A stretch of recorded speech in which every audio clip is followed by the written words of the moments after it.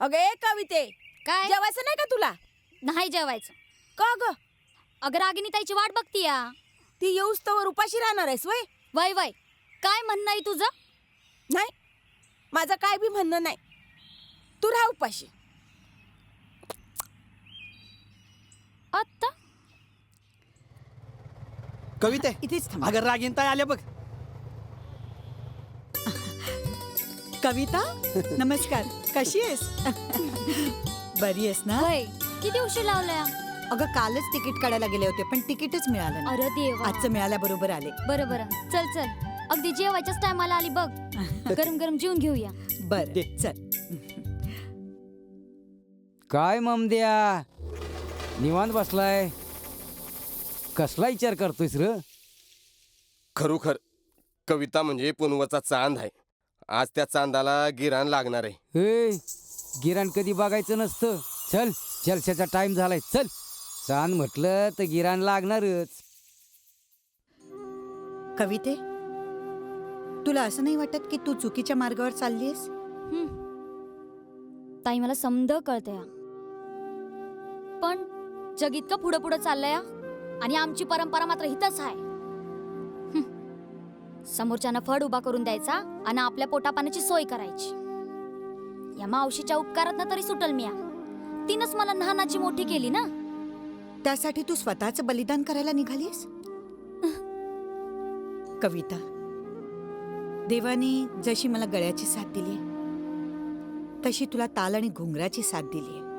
आता कसं सांगू, हितच तर समधी गडबड आहे ना ताई. अगं घुंगराने फक्त माझ्या पोटाला तुकडा दिलाय, पण खरेपणा आणि चांगली संस्कृती यापासून नेहमीच लांब ठेवलाय. या घुंगराचं बंधन पाहिलं न ग का? आता तू हे म्हणतेस तर मी यावर काहीच बोलू शकत नाही. पण एक गोष्ट लक्षात ठेव कविता, या जगात पुरुषाला 100 अपराध करता येतात, पण स्त्रीला एक सुद्धा अपराध करता येत नाही.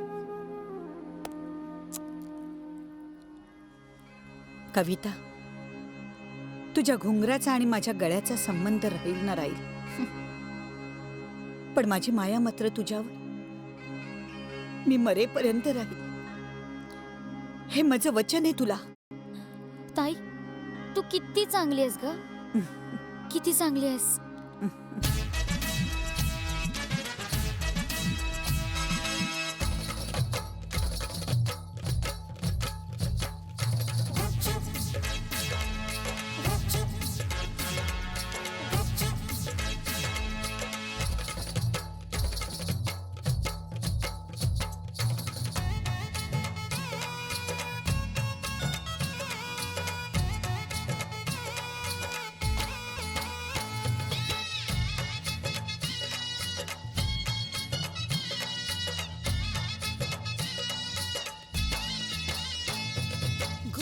गुपचुप चिड़ी चुप समदा गुपचुप चिड़ी चुप गुपचुप चिड़ी चुप समदा गुपचुप चिड़ी चुप. आळी नाही पाळी नाही कोणाची बोली नाही तोंडाला लावला कुलूप. आळी नाही पाळी नाही कोणाची बोली नाही तोंडाला लावले कुलूप. गुपचुप चिड़ी चुप समदा गुपचुप चिड़ी चुप गुपचुप चिड़ी चुप.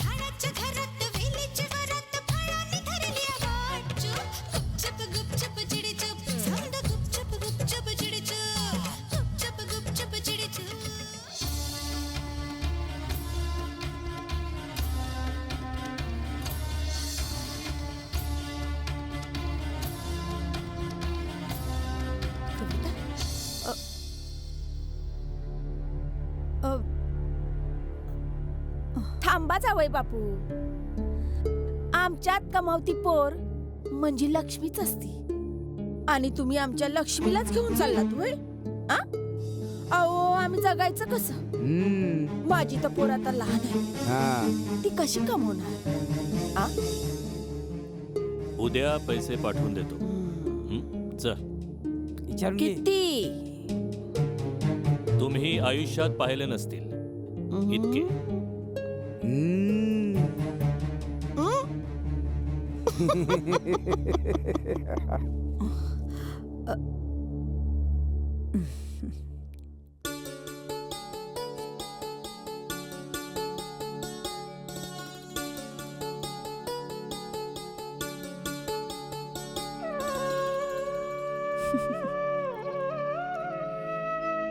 अव जरा नीट बसा. हं.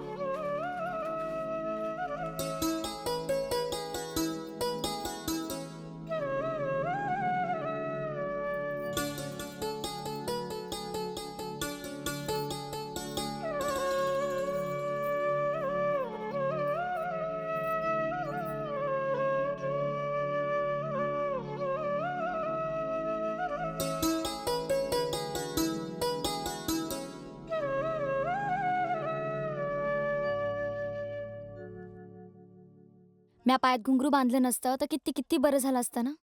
काय झालं असतं? उघडपणानं म्या तुमची पत्नी म्हणून वावरले असते. मग आता कोण आहेस? प्रतिपत्नी, मालकीन.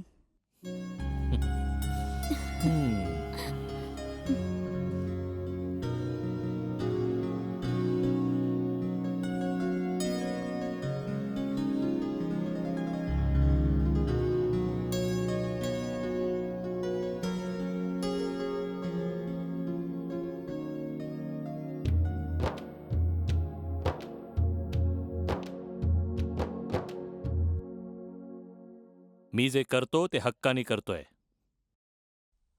अव समद खरं हाय, पर या समद्या गोष्टीला तावर घालाय हवी ना.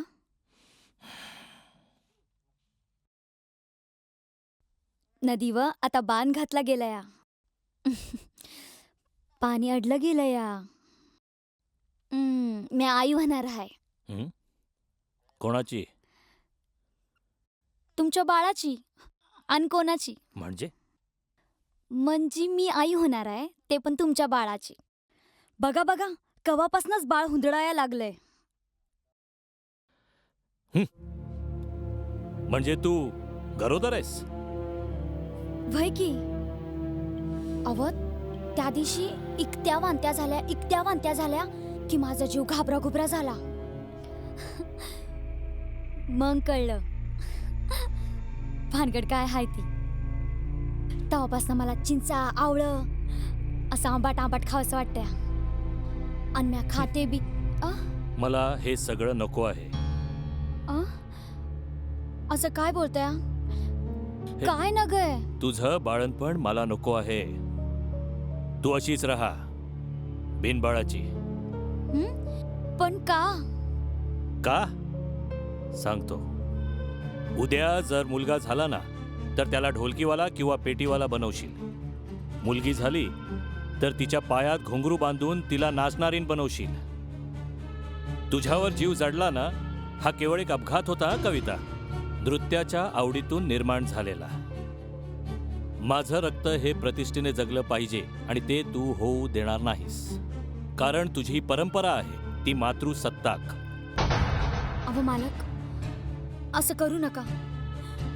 दया करा माझ्यावर मालक, दया करा. म्या तुमच्या पुढे पदर पसरते, भीक मागते म्या. असं करू नका मालक. पाहिजे तर तुम्ही सांगाल त्याची शपथ घेते म्या. तसं वचन देते तुम्हासनी. आडवी आली ती तुझी परंपरा. तू आधी पायात घुंगरू बांधलेस आणि मगच माझ्याशी संबंध जोडलेस. तुझ्या पायात जर घुंगरू नसते ना तर आज तू माझ्या लग्नाची बायको असतीस. मी तुलाच पत्नी मानतोय. मी अजूनही लग्न केलं नाही. तू घुंगरू सोडलेस पण परंपरा तोडली नाहीस कविता. माझ्यापेक्षा श्रेष्ठ ठरली ती तुझी परंपरा, आणि तुझी परंपरा एकच शिकवते, काय देणार आणि किती देणार. मी जबरदस्ती केली होती का? मला सांगण्यात आलं की माझ्या दयाळूपणाच्या स्वभावामुळे तू माझ्यावर फिदा झालीस, आणि एका कलाकाराची मर्जी राखण्यासाठी मी तुझ्याशी हे असले संबंध जोडले आणि अडकलो, गोत्यात आलो. म्हणजे आपल्या दोघांनी फसवलं गेलं तर? मला सांगितलं गेलं की तुम्ही माझ्या लय फिदा आहात, आणि तुम्हाला सांगितलं की मला तुम्ही लय आवडता. अरे देवा, मालक, मी आता बदलू शकणार नाही मालक. पाहिजे तर तुम्ही बदलू शकता. तुमच्या बाळाला आता जन्म द्यावाच लागल. उद्या ड्रायव्हर येईल, दवाखान्यात जा आणि गर्भपात करून घे. मालक, पण पोटातल्या बाळाचा काय हो दोष? त्याची हत्या कशापायी करताय? हत्याच आहे नव ती. ते काय म्हणतात ते भ्रूण हत्या. जे सांगतो ते ऐकायचं. प्रश्न शेवटी माझ्या रक्ताचा आहे. भ्रूण हत्येचं पाप मी डोईवर घेणार नाही. मी आई होणारच. मी आई होणारच. देवी माय, माझ्या बाळाला या दुनियेत सुखरूप येऊ दे. माझ्या बाळाला ही दुनिया बघू दे.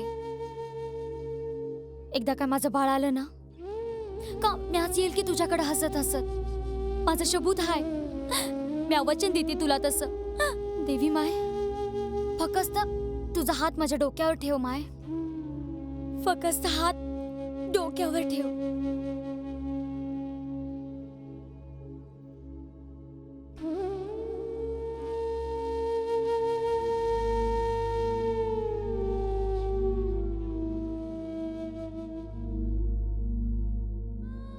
आता तुम्हा समद्यासनी सोडून जावं लागल आई व्हायसाठी.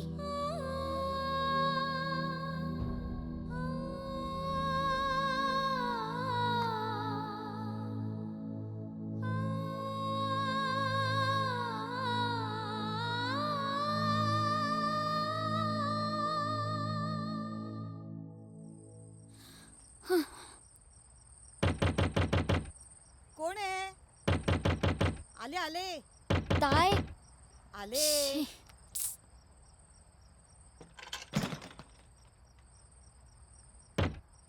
कविता, ताय, अगं एवढ्या रात्री तू कशी काय आलीस? हा, माझं ऐकून घे पहिलं. हं. माझ्या पोटात बाळ हाय. अगं मग ही तर आनंदाची बातमी आहे. प्रत्येक स्त्रीला आई व्हायचं असतं. नाही ताय, ती खरी गडबड आहे ना. मालकाला हे बाळ नगय. का? ते समज जाऊ दे. ते समज जाऊ दे. मालक उद्या गाडी पाठवणार आहे. डॉक्टरकडे नेणार आहे मला. त्याचं म्हणणं आहे हे बाळ पाडायचं. काय? वय ताई, मला हे बाळ नाही पाडायचं. मला हे बाळ नाही पाडायचं. मला आई व्हायचंय ताई.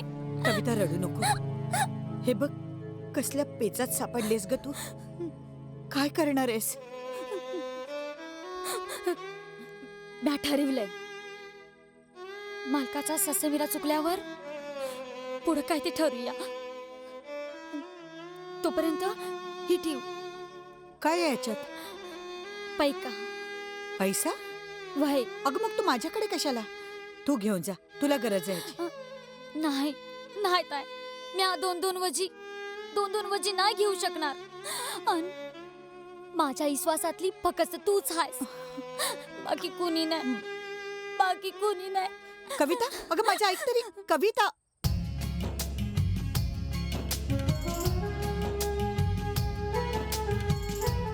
भ्रूण हत्येचं पाप मी डोईवर घेणार नाही. मी आई होणारच.